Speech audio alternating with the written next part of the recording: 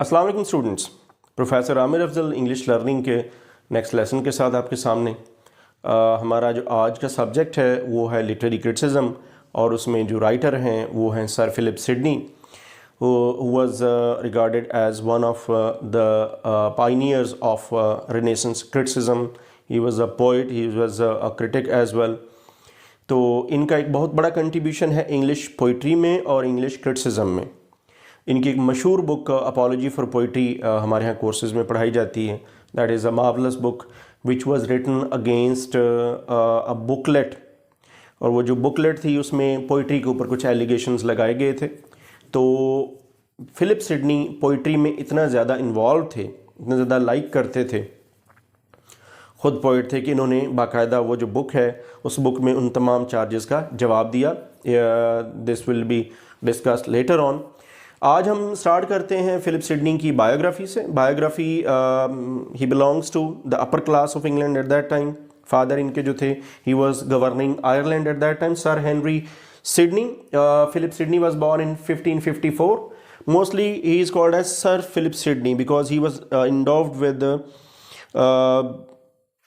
knighthood, and so that's why he has got such a talent. और इनकी अपनी खिदमात थी जिनके सिले में इनको सर का खिताब भी मिला, नाइटहुड इनको अवार्ड हुई थी। बहरहाल सर हेनरी सिडनी इनके फादर थे, who was governing Ireland at that time.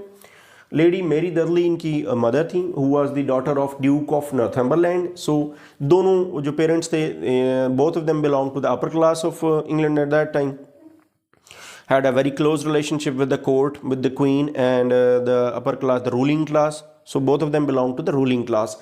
तो ये उनका बेटा था। He got his early education at Penshurst, एक जो उस वक्त के मशहूर स्कूल थे। लदलो कासल बाद में इनको शिफ्ट किया गया। Then he got his graduation from Christ College, Oxford at the age of 14. There he developed a very good relationship with Fulk Greville. Fulk Greville एक इनके बड़े close friend थे जो इनसे बहुत inspired थे, ये उनसे बहुत ज़्यादा inspired थे। He was such a Fulk Greville was so inspired by Philip Sidney कि उन्होंने कहा कि मेरी जो कब्र है उसके ऊपर लिखा जाएगा I am a friend of Sir Philip Sidney. That was a great remark. तो ये इनके साथ इनकी दोस्ती डेवलप हुई। तो ये जैसे जैसे एज में थोड़ा डेवलप होते चले गए, उसके बाद फिर अपनी एजुकेशन के बाद इनका एक्सपोजर बढ़ा। He was taken to the queen's court, queen के कोर्ट में ले जाया गया, यानी इनके अंकल थे उस वक्त अर्ल ऑफ लीसेस्टर जो इनको लेके गए। So when he joined that court and he remained there, he observed the working of the court. He met queen, he met ministers, he met dukes, duchesses, the upper class, the people. There he showed and exhibited his talent and his charming personality and the way of speaking and his own intellect. So all of the people there, they were much charmed and they were highly inspired by the young man. So there he was showing his charismatic talent and his personality. So that personality went on inspiring the queen in such a way that queen appointed him later on as his ambassador to different countries. उससे पहले ये अपने एक tour पे निकले, अपनी एक learning के टूर पे। That was his tour to the continent, means he started moving to different European countries. इन्होंने सबसे ज़्यादा जो इनका स्टे था दैट वाज वेनिस, इटली में इनका स्टे रहा। इटली में इन्होंने that age we all know that was the age of renaissance and there was the age of exuberance. एक इंक्विजिटिवनेस थी, रिवाइवल ऑफ लर्निंग थी, नए आर्ट प्रोड्यूस हो रहे थे, पुराने आर्ट रिवाइव हो रहे थे, पेंटिंग में और म्यूज़िक में, आर्ट में, लिटरेचर में, हर चीज़ में बहुत ज़्यादा काम हो रहा था, इनोवेशंस हो रही थी। So he was highly inspired and impressed by the by that environment, and he developed a love for painting, astronomy, music, history and the Italian art. Painting उनमें से एक आर्ट है, astronomy। तो ये सारे वो आर्ट थे जिनसे इंस्पिरेशन सर फिलिप सिडनी ने ली while his stay at Sidney, Venice, Italy. Later on, just afterwards, he remained there at Kenilworth, एक प्लेस है जहाँ पे ये अपने एक अर्ल ऑफ एसेक्स के यहाँ मेहमान हुए 1576 में। That was the important year because he fell in love with his daughter, that was the Penelope. Daughter के साथ इनका एक अफेयर डेवलप हुआ। He loved the lady, he loved her a lot.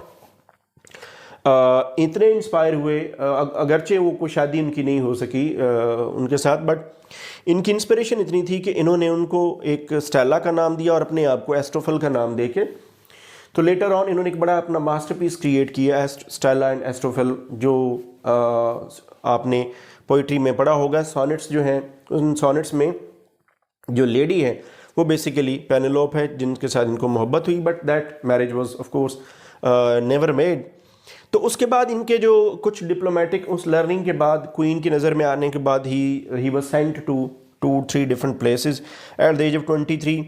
ही वाज sent to convey the congratulatory messages to Elector Palatine at Heidelberg and the new Emperor Rudolf II at Prague। तो ये queen ने, यानी crown ने, queen ने इसको अपना ambassador बना के तो 2 मुल्कों में जो मुख्तलिफ टास्क थे वो दिए, जो इन्होंने बहुत अच्छी तरह से निभाए। He cast his spell and charm on the host. ये जहाँ भी गए इनका पर्सनैलिटी से लोग बहुत इन्फ्लुएंस हुए, बहुत इम्प्रेस हुए। नॉलेज इनका, इनके वे ऑफ स्पीकिंग और इनके टेस्ट जो थे, they were all marvellous and very catchy. Just after though coming back from the diplomatic missions on certain issues, he was not satisfied with his relationship with Queen, so there was a kind of estrangement and a breakup. Later on, breakup with the Queen। एक वक्त आया जब उनकी queen से एक दफ़ा उनसे नाराज़गी बनी, कुछ अरसा रही, लेकिन बाद में कुछ लोग जो हैं वो बीच में आए तो उन्होंने रिकन्सिलिएशन इनकी करवा दी। 1583 में इनको नाइटहुड अवार्ड हुई। And in the same autumn of the same year, he married at the age of 29 a lady who was only of 14 years of age।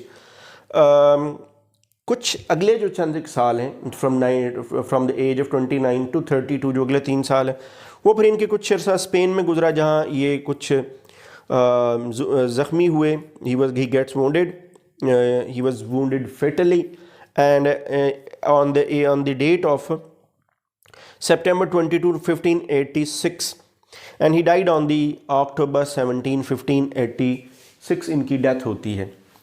यहाँ इनकी लाइफ ख़त्म होती है at the age of 32, but in that short period of his span of period of time and और the span of his life, इन्होंने चंद बड़े marvellous, बड़े कह लें कि इनक्रेडिबल किस्म के काम किए।